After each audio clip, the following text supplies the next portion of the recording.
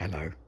It's a lovely sunny morning here in Birmingham in April, and so I've come out into the garden to take a look at my young fig tree, which you can see on the wall behind me, and I'm here to check that it's tied up enough to be able to support the weight of the fruit, which is going to come later in the year.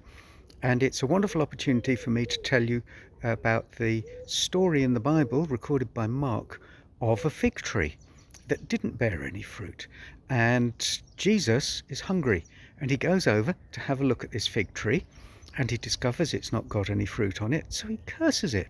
And the next day, they all notice it's completely dead.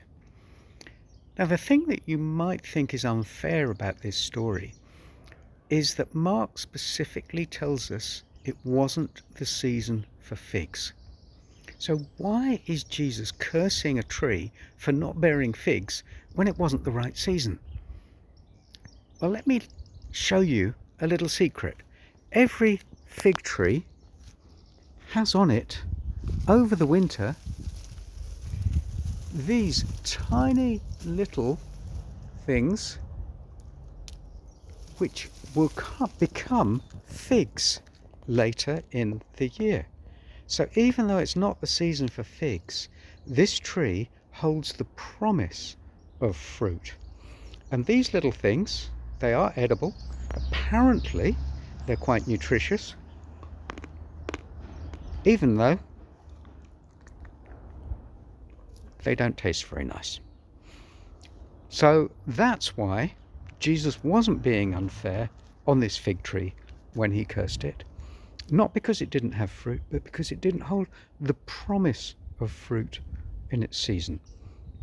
And the encouragement for you in that this morning is that perhaps you, like me, are going through a season where you're not actually bearing fruit at the moment. And that's not necessarily the problem. Even in Psalm 1, we find the ones who meditate on Scripture are like those planted by streams of water who bear fruit in season, not all year round. And if you're not bearing fruit, it's not a problem.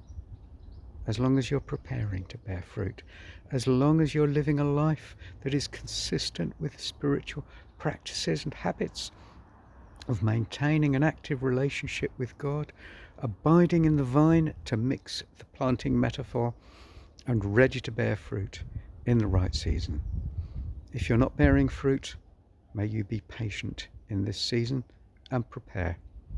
And if you are bearing fruit, may God bless it and make it fruit in abundance.